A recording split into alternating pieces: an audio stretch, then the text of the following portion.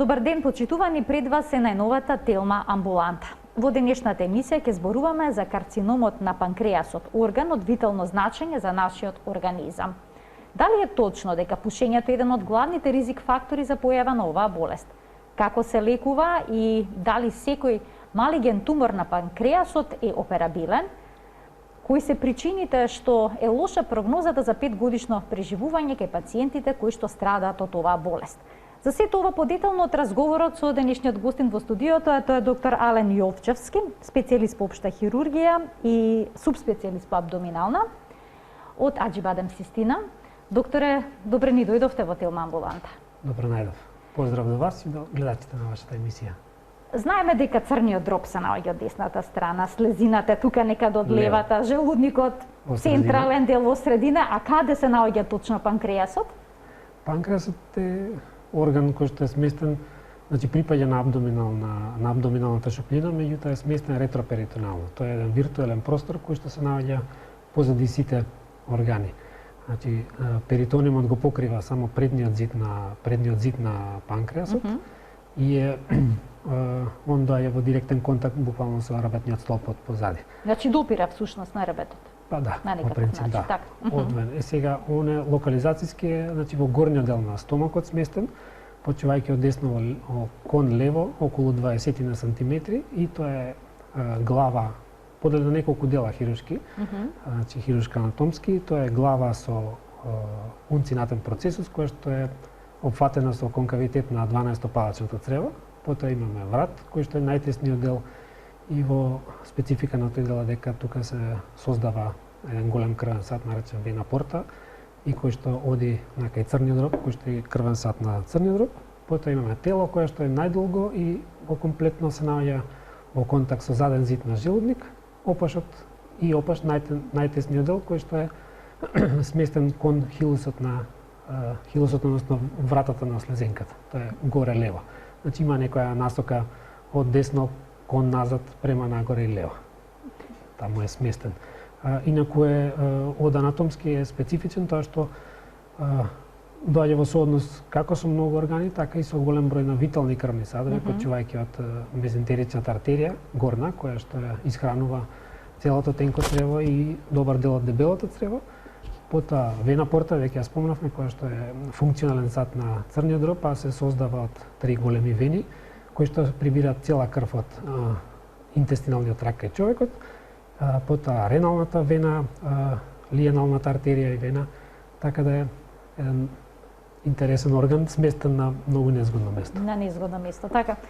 Каква е точно улогата на панкреасот во нашиот организам? Сите знаеме за инсулинот, дека излачува инсулин, но учествува ли директно во дигестијата на храната, во варењето на храната? Што се излачува? Зошто е толку големо неговото значење? Тоа е орган кој што припаѓа всушност на два система. Едната е дигестивниот систем, бидејќи има свој екзокрин дел кој што излачува супстанции кои што учествуваат во дигестијата на сите хранливи материи кои што се внесуваат во организмот, и ендокрин дел кој што учествува во регулација на шеќерот, благодарејќи на тие клетки кои што алфа, бета и делта клетки кои што продуцираат глукагон, инсулин и соматостатин и регулираат висина, односно нивото на шеќер во крвната циркулација.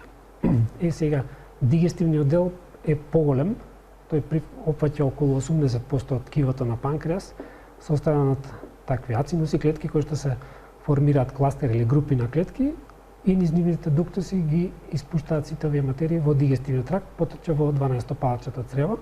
Истовремено испуштаат и волуменот и бикарбонати со цел да се намали киселоста на содржината која што доаѓа од желудникот. Значи желудничната киселина всушност ја неутрализира? Ја неутрализираат со цел да се создаде неутрална, односно повеќе алкална средина со цел да се активираат овие ензими кои што учествуваат во дигестија. Тоа се трипсин, химотрипсин за протеини, амилазата е за јаглехидрати за дигестијата и липаза е за растварање на мастите во дигестивниот тракт. Значи навистина сложена функција и многу значена за целиот организам. Кога се јавуваат тумори во панкреасот, дали се тие почесто бенигни или пак се малигни? У принцип, туморите на панкреас во 90% се застапени во аденокарцином. Значи, туморот е малигна проблематика. Многу поретко се сретнуваат бенигни тумори, меѓутоа, туморите во генерално од панкреас се поделени во две групи. Првите кои што припаѓаат на екзокрин дел, значи оние кои што создаваат, да кажеме, кои што создаваат супстанции за дигестивниот тракт, за дигестијата, и тумори на ендокрин дел. На екзокриниот дел најчесто во 90% случаи аденокарцином, кој што потекнува од епител на тубулите, на оние изводни канали од тие ацинуси, кои што лачат. И, нели, кога ќе настане некаква промена во ДНК материјалот кај самите клетки, тие започнуваат да растат неконтролирано, формирајќи туморско ткиво и предизвикувајќи сите овие проблеми, а истовремено и се доволно агресивни за да може да се прошират и во околината и блиската и подалечната околина. Тоа се најчест тип на тумор. Постојат и во таа група постојат уште два исто така присутни, меѓутоа во многу помал процент, тоа е цист аденокарциномот и аденокарцином на ацинусните клетки, оно што ги спомнав. Додека пак во овој другиот дел, неуроендокриниот дел, тука се панкреатичните неуроендокрини тумори или ПАН-НЕТ. Тие се група на малигни и бенигни тумори кои што имаат своји карактеристики да излучуваат одредени супстанции и со тоа се многу едноставни за диагностицирање, порано покажуваат клиничка слика за разлика од првите споменатите. Докторе, во кој дел од панкреасот најчесто се создаваат малигните тумори? Во главата, рековте тело има и опаш? Аденокарциномот најчесто во 60 до 70% случаи се јавува во главата на панкреас, додека многу помал процент во останатите делови. Додека пак неуроендокрините може да се јават на било кој дел, меѓутоа процентот нив е многу помал. Тие се околу 2 до 3% од вкупна проблематика. Малигна проблематика. Некои истражувања покажуваат дека мажите многу почесто заболуваат од карцином на панкреасот во споредба со жените. Има ли објаснување зошто е тоа така? Објаснување нема, како и за голем дел од ризик факторите, затоа што ние уствари не знаеме за како потекнува и како настанува целата таа иницијалниот дел за настанување на туморите. Затоа викаме дека постојат ризик фактори, и ризик фактори се оние кои што може да се сменат од типот на пушење, на преголема дебелина, значи обезитас. Потоа имаме внесување на одредени супстанции како што се алкохол или храна. Така, значи храната може директно да влие. Директно да влие, да биде ризик фактор. Ризик фактор може да биде доколку е конзервирана храна, црвено месо кое што се внесува, потоа храна термички, високотермички обработена, се условно речено, која што најчесто конзумираме, за жал. Најчесто, на жалост, да. И тие се ризик фактори, додека пак оние што не можеме да ги смениме, тие се полот, најчесто мажите се минимално, но сепак повеќе од жените, застапени во оваа малигна проблематика, возраста, кај лица помлади од 40 години поретко, така да кажеме, тоа е по 60-та година обично. Малигна возраст, малигна болест на постара генерација, која што се открива постара возраст. И други работи се, значи, наследни фактори, генетски. Дали тоа значи дека ако еден член во семејството имал карцином на панкреас, поголеми се шансите неговите 30 до 40% се поголеми шанси од нормална популација да има истата проблематика, така? За разлика од останатите. Исто и кај одредени хромозомски, да кажеме, хередитарни генетски мутации, кај одредени заболувања и состојби групирани во синдроми или сами како себе, како што е хередитарен панкреатит, разни синдроми поврзани со хередитарни тумори на дојка и на овариум, хередитарна тумори само на дојка, Лин синдром и така натаму. Тие се сериозно го зголемуваат ризикот кај пациенти за појава на карциноми на панкреас. Така, кога го споменавте пушењето, дали оние пушачи долгогодишни почесто заболуваат? Има ли некој такво истражување направено? Дали цигарите се ризик фактор или пак директна причина?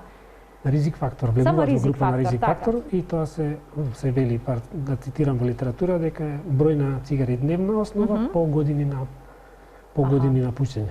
Тоа значи се зголемува ризик. Намалувањето, односно односно престанување на пушење, не го намалува драстично. Не намалува драстичната појава на карцинома. Значи тоа така, со една поблага линија на пат. Колку брзо напредува ракот на панкреасот, односно Карциномот, карциномот се ширили брзо, давали брзо метастази во организмот. Па подобро е вака, ајде да почнеме од почеток.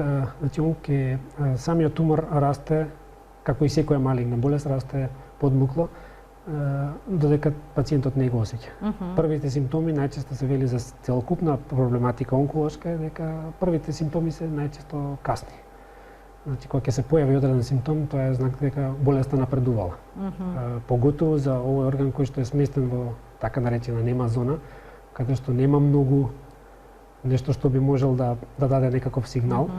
Во тој случај, кај него симптоматологијата иде најчесто прво е болка, која што може да се јави во горни партии на стомакот и према грбот. Тоа е едно. Болката, доколку е локализиран во телото или према опешот, тоа е единствен симптом.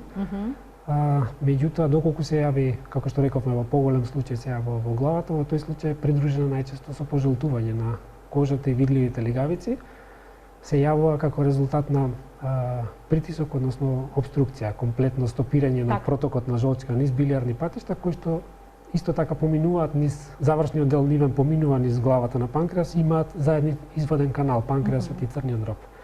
Така да се јавува, значи, пожолтување. Кај 2/3 од пациентите болката е главен симптом, а кај 40% од таа болка е пропратена со пожолтување. А карактеристична ли е таа болка или наликува, да речеме, на болки кои што ги имаме од гастритис? Болка од нејасно потекло, не може да се, мислам, тоа веројатно човек треба да доживее, да каже, меѓутоа сите ја опишуваат како нејасна болка во горен дел на стомак, придружена со болки во грбот. Гадење, повраќање се јавува? Па, осем пожолтување и оваква губиток на тежина, тоа е еден од симптомите кои што се јавува необјаснен губиток на тежина, потоа губиток на апетит. Гадење и повраќање би се јавила само во момент кога заради зголемена туморска маса се врши притисок на желудникот или цревниот тракт и тогаш може да се јават овие симптоми. И уште е неспецифичен уште знак, меѓутоа за малигна болест е појава на оддалечени знак на трусот, така се вика, оддалечена венска тромбоза на долни екстремитети од необјаснимо потекло. Значи имаме пациент кој што бил комплетно здрав и одеднаш почува да појавува знаци за венска тромбоза која што на долни екстремитети, која што е необјаснимо. Тогаш се смета дека треба да се направи едно комплетно испитување, да се види да не случајно се крие во позадина некој од овие болести. Дали е точно дека болеста најчесто се диагностицира доцна, односно од како веќе со месеци, кај некој со години се развивала? Па, болеста е у принцип, за да поедноставим вака,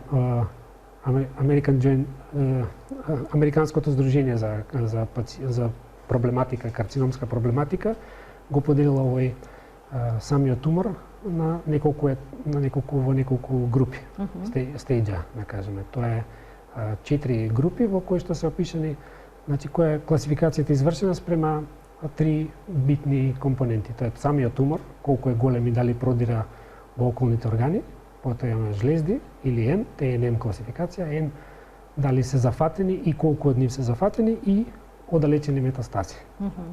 Сега, самото лекување ќе зависи, многу зависи од стејдж, односно стадиумот на болеста во која што се наоѓа во моментот на диагностицирање.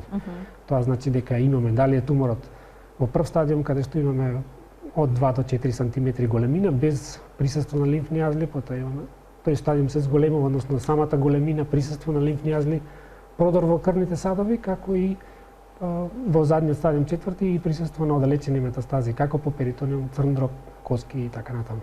Така да, во зависност од тоа кога ќе се фати туморот и самата болест, од тоа ќе зависи дали може или не може да се успешно лекувањето, да, и операбилност. Операбилни случаи, значи колку често во прв стадиум се диагностицира? Имате ли такви пациенти? Па, доста ретко се диагностицира тоа ако има унесреќата среќа човек да порано пожолти или се појави некој од овие симптоми кои што се симптоми за болеста, така да се прави диагностика и се открива. Доколку има таков, во тој случај оперативното лекување секако ќе биде со подобра прогноза него ли овие понатамашните стадиуми. Така.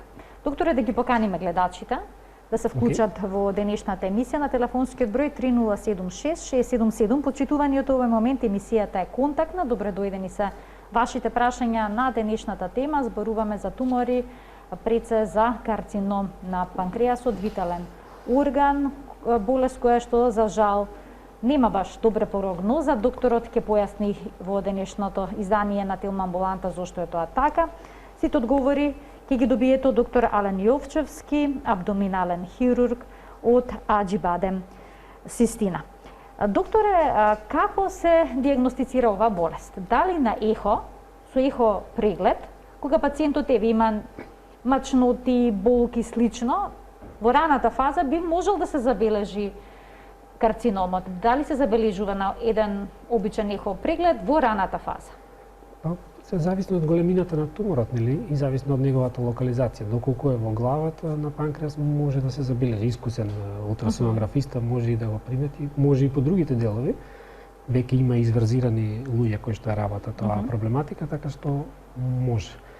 Сега, за да се диагностицира еден тумор, потребно е, да кажеме, редовни клинички прегледи кај пациентите, барем еднаш годишно да се прави ултразвук, така некаков мини скрининг во однос на целокупна проблематика онколошка. Тоа е едно. Доколку имаме веќе пациент кој што е со појава на карцином на панкреас, во тој случај иде серија од испитувања, почивајќи од лабораториски испитувања со цел да се види состојба на крвта и присуство на билирубини за ова што го рековме пожелтување, се разбере и тумор маркерите кои што се карциномски ембрионален антиген или CA и CA19-9. Значи има специфичен тумор маркер за карцином на панкреас или тоа е за... Меѓутоа тој се покачува доколку постои во кај одредени случаи се покачува. Преоперативно може да биде лажно позитивен, негативен, меѓутоа во постоперативниот период доколку дојде во негово покачување, тоа значи дека можна е појава на рецидив или оддалечени промени од самиот тумор. Тоа е околу лабораториски дел. Нормално клинички преглед за да се види со цел дали пациентот постои некаква туморска промена која што може да се напипа преку стомакот, обично знае. Кај послаби луѓе тоа е да биде и палпабилно, значи може да се напипа кај послаби. На сам преглед кај послаби луѓе. Да, или па индиректно да биде да се напипа жолчото кесе кое што е зголемено и е безболно, тоа е знак на конвазија, кој што имаме индиректно покажува дека има некаква обструкција во долните партии на жолчите патишта и дека нешто се случува кое што бара дополнително испитување. Понатамошно иде основниот преглед, значи ултразвучен преглед, може да биде извршен класичен ултразвучен преглед или пак во одредени ситуации се иницира ендоскопски ултразвучен преглед, значи со ендоскоп да се влезе внатре во желудникот и се бара, значи се прави ултразвук. Тоа е едно. Понат следниот тикор е компјутерска томографија или магнетна резонанца, зависи кој како преферира, со цел да се утврдат стадиумот на болеста, значи пред клинички, пред да се влезе за било какво оперативно лекување. Нормално тука и пет скен за да се види дали има оддалечени метастази, има потоа ендоскопија да се види дали е туморот некогаш знае да биде локализиран на самиот излез на тој канал, панкреасен канал, така да се сите тие методи нормално за диагностика. До диагностика се врши понекогаш или па во поголем број случаи со биопсија. Значи се зема дел од ткиво кое што може да биде значи перкутана со под контрола на компјутер со тенка игла да се повлече дел од тоа ткиво со цел да се утврди дали има малигнитет или не.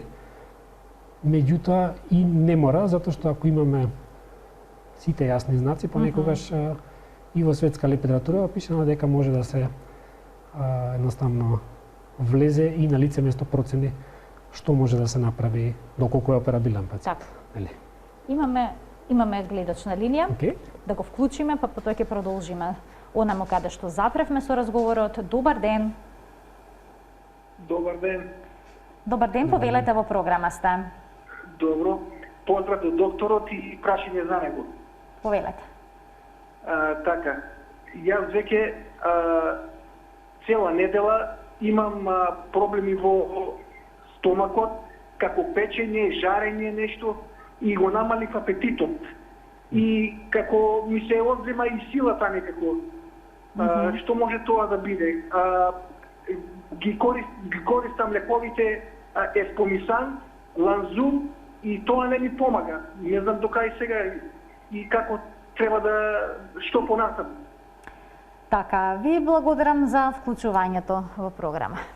Па треба да се примени се ова што го кажав. Значи, клинички преглед, лекарски лабораторија, еден ултразвучен преглед за почеток, па и по потреба понатаму и дополнителна инвестигација ако треба. Се не сугерирам дека се работи за малигна болест, меѓутоа треба кога веќе постојат симптоми, не се смируваат на дадена терапија која што дотегаш помагала, паметно Така. е да се направи испитување. Докторе, доколку се открие туморот во рана фаза, дали е тој операбилен секогаш? Во туморите на панкреас, во принцип, спрема оваа класификација што ја спомнавме преска и спрема локализацијата, може да ги поделиме на тумори кои што се ресецибилни, значи тоа се тумори од прва и втора група делумно, каде што се локализирани само на ниво на панкреас, во панкреасното ткиво и не излегуваат во околината, не зафаќаат крвни садови, плюс минус имаат жлезди позитивни, тие се спајаат во група на ресецибилни. Значи тумори кои што може да се извади, да се постигне основната цел на онколошка хирургија, да се постигне R0 ресекција. Тоа значи да нема ни макроскопски, а потоа ниво препаратот микроскопски остатоци од туморот во ткивото, мислам во организмот. Тие се, да кажеме, од сите тумори на панкреас, една петина, 20% од 120 се доаѓаат до операциона сала. Рестото спаѓаат во група на неоперабилни. Значи тоа се четврти стадиум или локално напреднати тумори или метастазирани тумори кои што едноставно нема да има никаков бенефит од самата операција. Значи идејата е да човек се оперира и понатаму функционира нормално. Доколку кажеме напредна тумор, тоа значи зафаќање или опкружување со туморско ткиво на овие витални крвни садови кои што доколку се оштетат може да се направи повеќе компликации него ли добро. И последната група е третата измеѓу овие две групи е бордерлайн случај, се гранични случаи каде што постои, да кажеме, некаква инвазија на туморот во тие витални крвни садови, меѓутоа со хируршка техника може да се тоа едноставно успее отстрани туморот и да човекот функционира постоперативно, нормално. И сега, во однос на локацијата, постојат неколку типа на хируршки интервенции. Едната е, да кажеме, кога е локализиран во главата на панкреасот, таа е и најголема интервенција уопште у дигестивна хирургија, крстена по име някој Ален Бипл, кој што 1935 година има за прв пат направена модифицирана верзија на операција која што е направена 1800 и некоја година. Тоа е Виплова процедура, каде што е сериозен хируршки зафат, се отстранува дел од желудникот, комплетно 12 палачот црево, жолцото, се билиарните патишта, еден дел завршниот, потоа главата на панкреасот и потоа се прават низа на анастомози со цел да се обезбеди проток на храна, билиарна содржина и панкреатичен сок во дигестивен систем.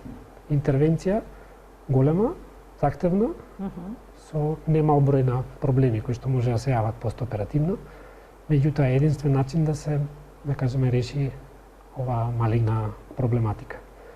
Доколку е сместен во телото и во према опашот, во тој случај се прави дистална панкреатектомија, така наречена, значи, од вратот па натаму, помалку или повеќе, со тоа што се отстранува тој дел заболениот во здраво и при тоа најчесто завршува со спленектомија затоа што крвните садови на слезинката поминуваат, значи, во тој предел, така да често пати треба да се жртвува и она.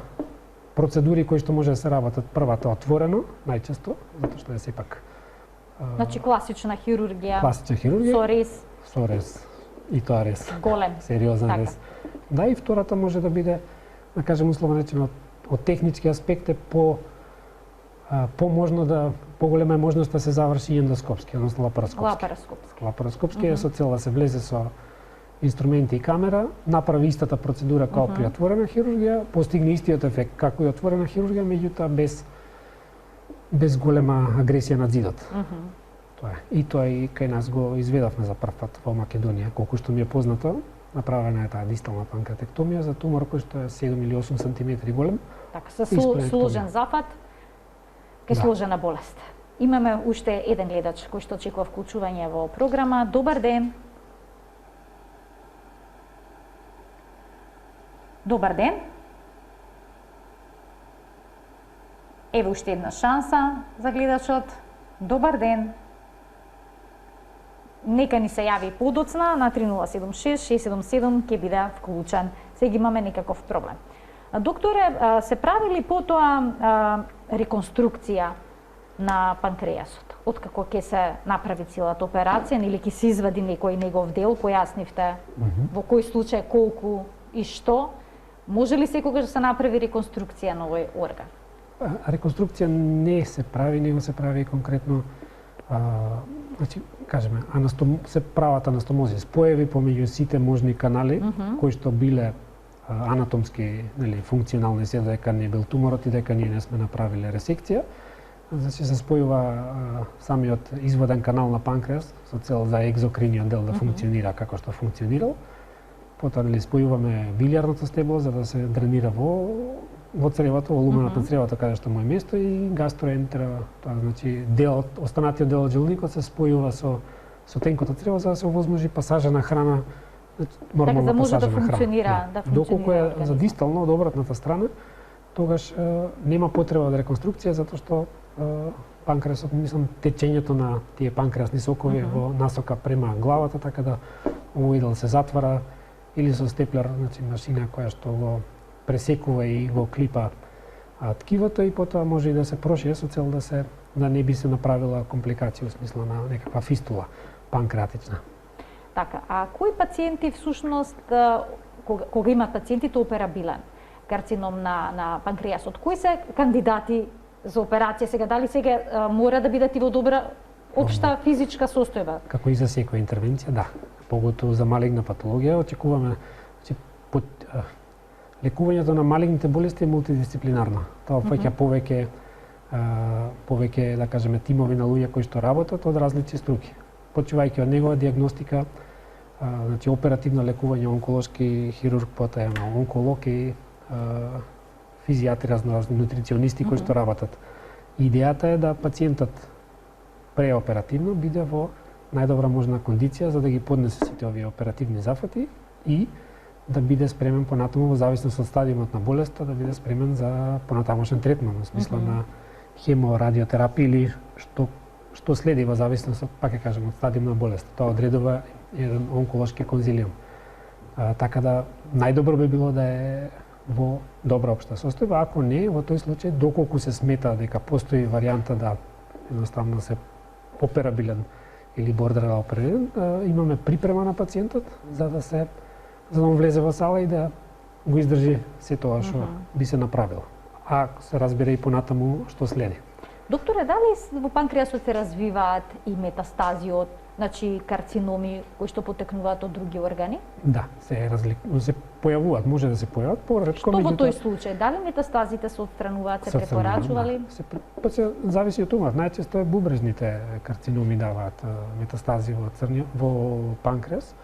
Потоа имаме од дебело црево, може од дојка да биде, од случај до случај, тоа се одлучува. Ако одреден тумор реагира добро на терапија, во тој случај не би се брзало. Доколку пак одредени тумори не реагираат на терапија или немаат друга алтернатива, во тој случај едноставно потребно да се тоа отстрани. Така. Тука ќе пуштиме еден блок реклами, а веднаш потоа продолжуваме со денешната Телма амбуланта. Продолжува денешната Телма амбуланта, зборуваме за карцином на панкреасот со доктор Ален Јовчевски, специјалист по општа хирургија и абдоминална хирургија во Аџибадем, Систина. Докторе, колкав дел од карциномите кои што ќе бидат отстранети по хируршки пат, значи ќе бидат адекватно лекувани, имаат потенцијал повторно да се вратат? Зборуваме сега за туморите, малигните тумори на панкреасот. Тоа е различна литература, различни податоци. Постои можност, зависи од обично тие што се извадени, како рековме, R0 и макроскопски и микроскопски отстранен тумор, поретко се случува. Меѓутоа, оние што се, да кажеме, гранични случаи, во тој случај често пати во самиот препарат може да се најдат дека на границите на ресекција постои малигни клетки. Тоа значи дека можноста за појава на рецидив е многу поголема, како локално, така и оддалечено. Затоа во постоперативниот тек кај сите пациенти, значи се поставува нивниот случај на онколошки конзилиум и се гледа дали е потребна некаква терапија, врз основа на сите овие факти, како преоперативно, така интраоперативниот наод, патохистолошкиот наод, да се стават на програм за хемотерапија. Со цел да се уништат оние клетки кои што евентуално останали или веќе влегле во циркулација за да патуваат на некое подалечно место. Тоа го прават онколозите, постои терапија, значи тоа се повеќе цитостатици кои што се даваат во група или пак во поединечно, меѓутоа тоа си оди во протокол и домен на онкологија, каде што не би се мешал многу. Така, а дали е точно дека само 20% од пациентите кои што имале успешен зафат и успешно лекување имаат шанси за 5 годишно преживување? Па, тоа е, да кажеме вака, 5 годишно преживување значи колку би преживеале доколку би не би биле оперирани или за разлика од здравите. Доколку туморот е локализиран во панкреасно ткиво, не пробива во околина, не зафаќа крвни садови, рековме тие почетни фази, во тој случај 5 годишно преживување според американска литература е некаде од 37, значи 40%. Значи поголем е сепак процентот. Тие што се веќе што има инвазија во околните ткива и присуство во жлездите, таму се намалува некаде 12%. Додека тие што се оддалечени со оддалечени метастази и напреднат надим, во тој случај таму достигна од 1 до 3% преживување 5 годишно, што значи е сериозен убиец на луѓе. Он во општа популација, во општа малигна популација, зборам за сите можни тумори, панкреасот е за среќа само 3% застапен, што значи многу мал процент, меѓутоа висок процент на смртност. 7% е, да кажеме, од тие од пациенти кои што ќе влезете така. Сериозна бројка. Така, сериозно. Какво е тоа палијативно лекување на карциномот на панкреасот? Палијативно лекување, уопште онколошката хирургија е нешто што се прави од значи со цел да се олеснат проблемите кај пациентот, симптоматско лекување или палијативно, да кажеме. Таму каде што не може да се направи хируршки третман на болеста, во тој случај се прави нешто што е изнудено. Доколку постои обструкција, стоп во дигестивен тракт, се прават байпас процедури во смисла да се овозможи проток на храна или проток на жолчка со цел човекот може да се даде шанса да добие хеморадиотерапија и да евентуално дојде у некој стадиум, да се намали стадиумот на болеста, па да дојде во стадиум за да може да се оперативно лекува. Во таа лекување спаѓаат и повеќе, да кажеме, радиолошки агресивни методи, како се аблации, имаме хемо, радио или само артериски емболизации, каде што се врезгуваат одредени партикли со цел да се наруши циркулацијата на самиот тумор и истовремено може да се убризга и цитостатик, односно да се аплицира некакво да кажеме носец на радиоактивно зрачење кое што би делувало локално на самиот тумор. Така да тие се и нормално околу болката, палијативното лекување може да биде како е отворено, значи најчесто причината за тоа е зафаќање за болка е зафаќање на целијачен плексус кој што се наоѓа во близина на панкреас. Тоа е нервен сплет кој што е предизвикувач на оваа болка. Тоа се, да кажеме, условно речено, умртвува со брезгување на алкохол со цел да едноставно самото не пренесува импулси дека постои болка. Тоа може да биде и перкутано или пак интраоперативно доколку се најде пациент дека едноставно не може ништо да се направи, во тој случај да се обезболи се прави и оваа метода. И доктор, сосема на крај, доколку некој пациент бил успешно опериран од карцином на панкреасот, болеста се повторила, дали е можно повторно хируршки да се интервенира? Тоа ќе зависи од локалниот стадиум, локалните можности колку може. Често пати не, меѓутоа, секој човек е приказан за себе. Така. Треба да се едноставно така да се свати и така да се третира. Кај секоја малигна болест, па и оваа. Така, индивидуалниот пристап е тука многу важен и стадиумот на болеста. Како што споменавте, има ли начин да се превенира оваа болест? Оние ризик фактори кои што можеме да ги исфрлиме од нашиот живот, тоа се, значи, цигари, храна, Значи поголема физичка активност, намалување на body mass index, односно телесната тежина и значи диабет нелекуван. Потоа имаме тие се фактори кои што може да ги едноставно лесно да ги испрлиме. Меѓутоа генетските фактори, возраста, полот, тоа се работи кои што на кои што не може да се влие. Така. Ви благодарам за вашето денешно гостување и за сите појаснувања кои што ги дадовте за ова навистина тешка болест. Благодарам. Почитувани, денешен гостин во емисијата беше доктор Ален Јовчевски, абдоминален хирург од Аџибадем. Систина, гледајте не секој работен ден во 13 часот и 45 минути, кога зборуваме за теми кои што можат да ви помогнат да го подобрите и зачувате вашето здравје. До гледање.